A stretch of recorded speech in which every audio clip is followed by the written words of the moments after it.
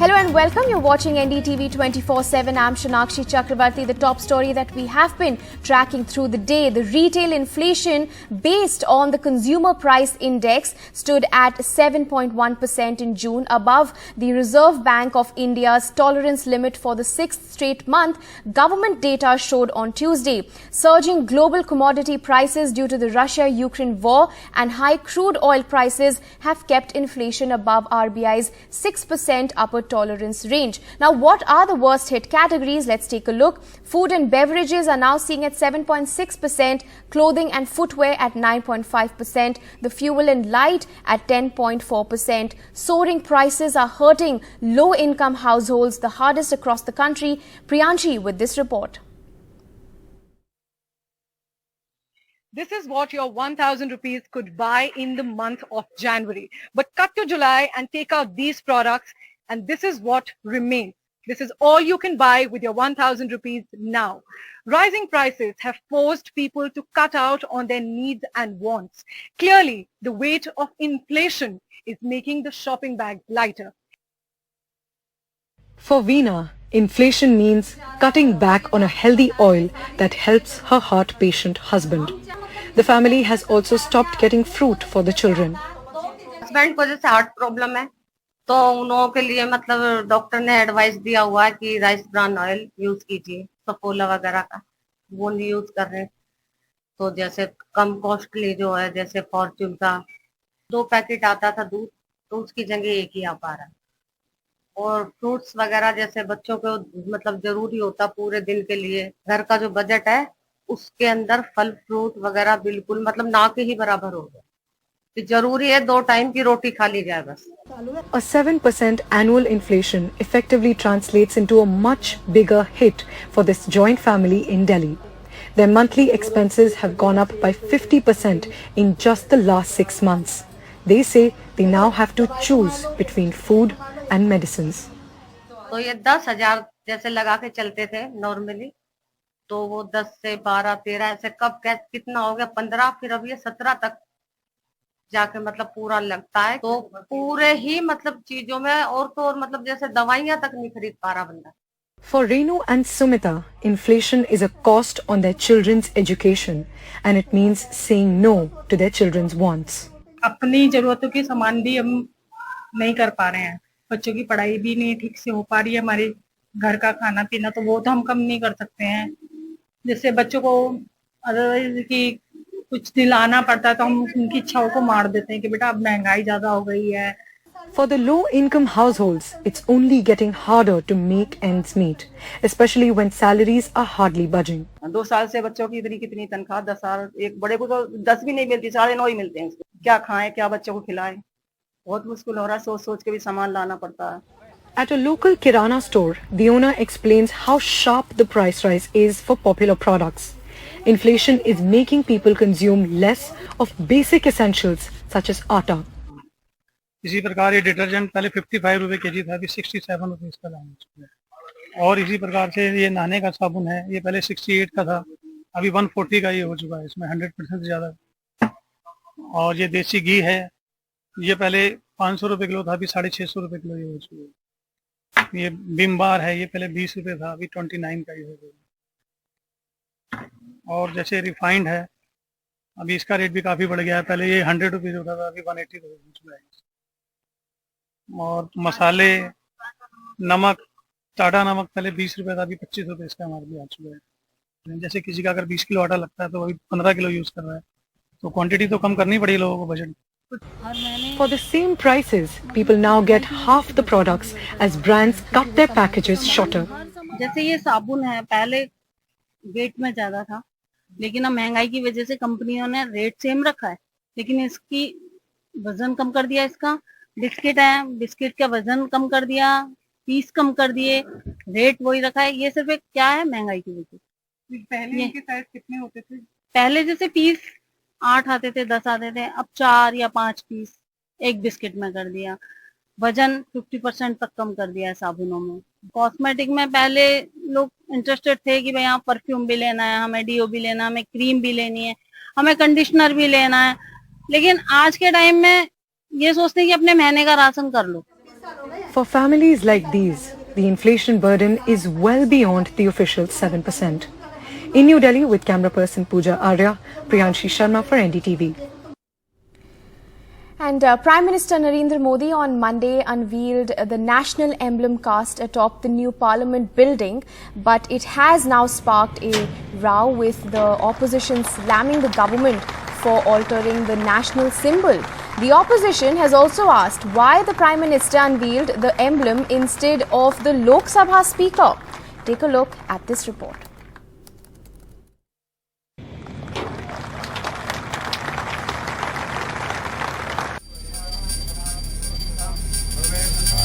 Does the new national emblem inaugurated by the Prime Minister on Monday distort the original?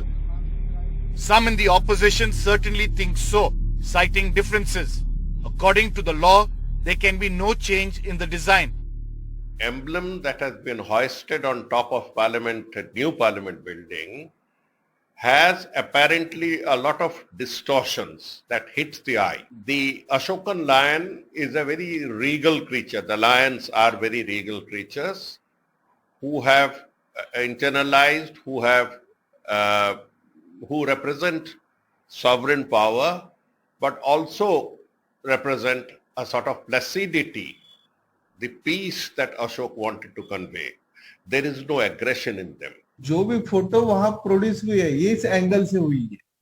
However, speaking to NDTV, the designer says there's been no deviation and at most there might be some small unintended variations, but say the difference is a matter of perspective of seeing the new emblem from a low angle rather than at the eye level as usually seen.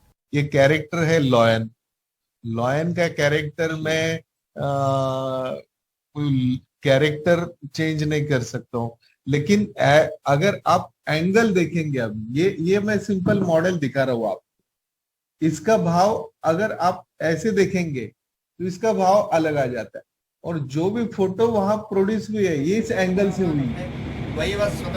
The emblem apart, opposition leaders have also criticized the religious ceremony and the exclusion of the opposition from the inauguration. When the Honourable Prime Minister had spoken about the need for a new Parliament building, opposition parties had condemned it, they had criticised it. Now when there is a government programme in which the Honourable Prime Minister unveils and there is the installation of the national emblem, they again criticise it. The new emblem is twice the height of a regular bus and weighs double of an Indian elephant. The designer says that it looks just fine and not distorted from afar. The government has set its sight on getting the new Parliament building ready in the next few months, irrespective of the opposition's criticisms and views. With camera person Sushil Rathi and Bureau Inputs, Sunil Prabhu, NDTV.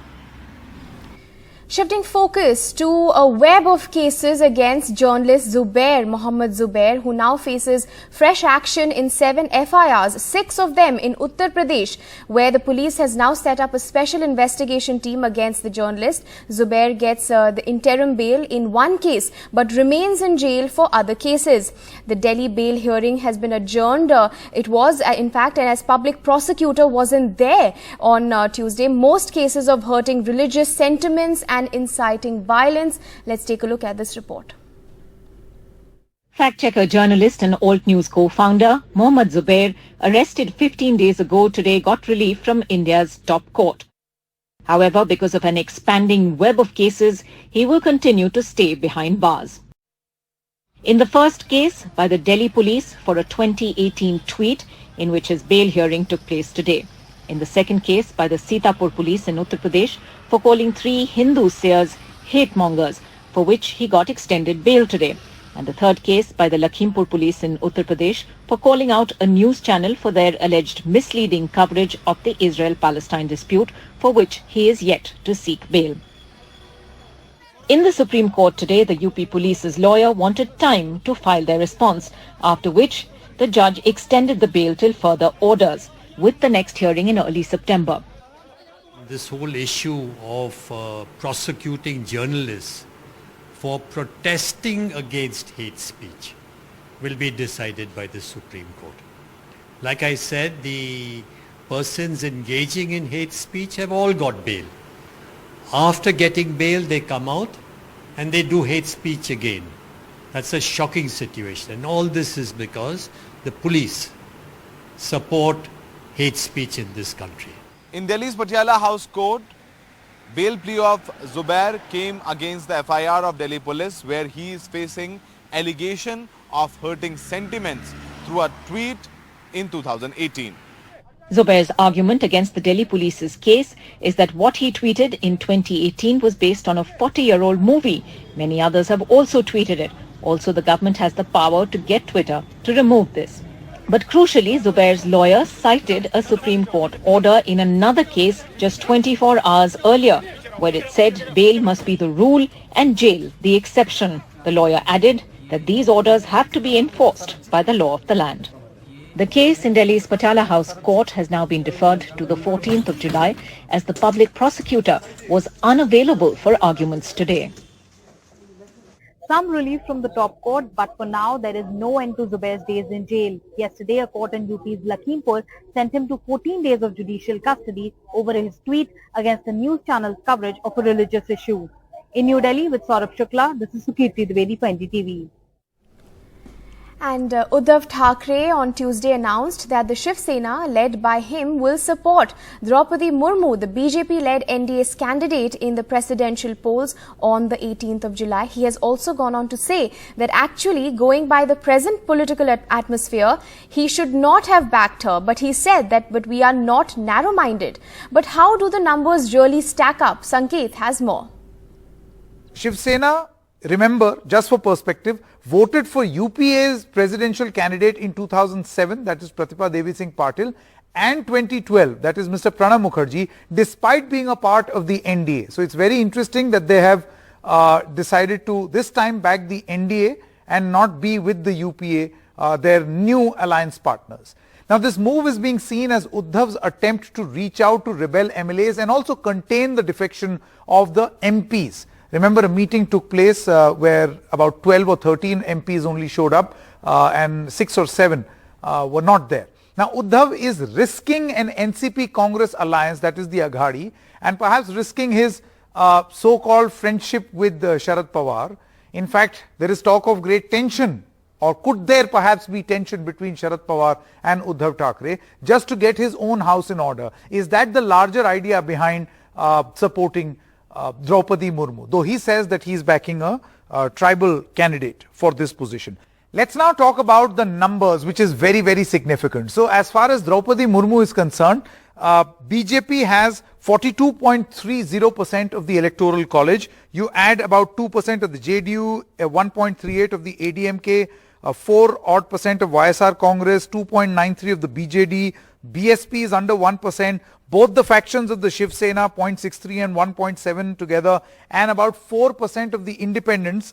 This takes the tally in terms of percentage for Droupadi Murmu to 60.64%.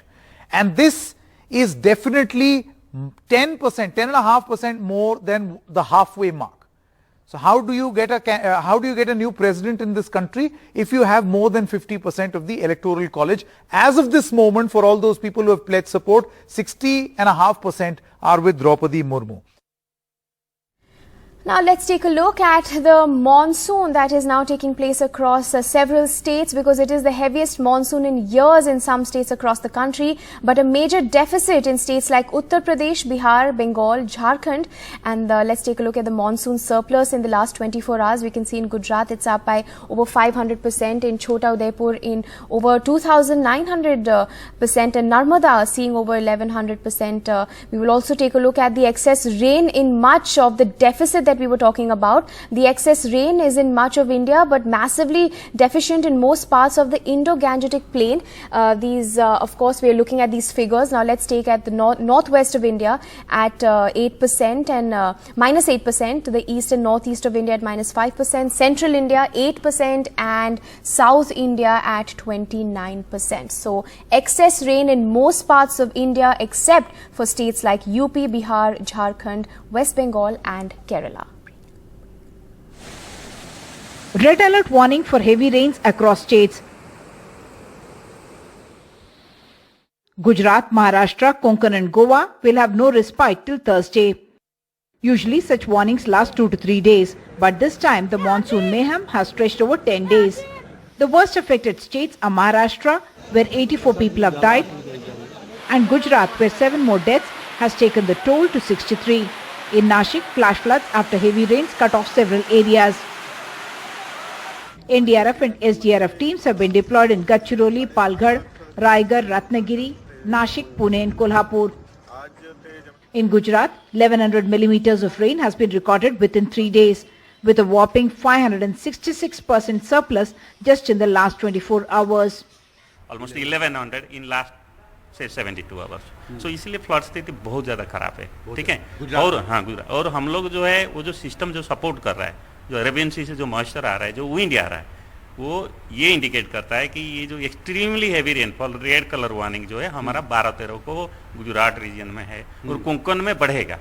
The Central Water Commission has warned that even states not on the rain red alert could get flooded, with as many as 15 rivers having inflows far in excess. Alarming news is, or rather news that we ought to take very seriously is that probably in the past 100 years, never have we seen this kind of discharge in Godavari so early in the year. With Divya Wadhwa, Uma Sudhir, NDTV. London's Heathrow Airport has asked airlines to stop selling summer tickets as the hub imposes a cap on daily passenger numbers, threatening further travel disruptions. The new limit of 1 lakh daily passengers, which amounts to a cut of 4,000 passengers every day, will be in place until the 11th of September.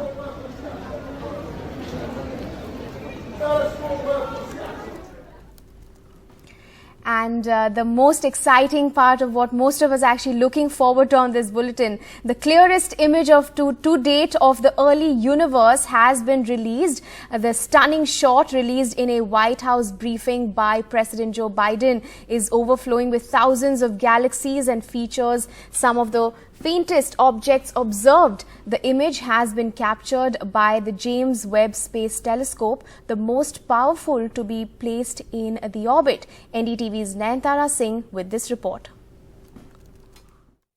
NASA revealed a series of images on Tuesday taken by its new $10 billion James Webb Space Telescope. Now, this first picture was released by President Joe Biden on Tuesday morning and represented something quite special for humanity. It was the farthest that we have ever seen into both time and distance. This picture shows millions of stars, but consider this. The piece of universe sampled in this picture is equivalent to the size of a tiny grain of sand held at an arm's length against the sky.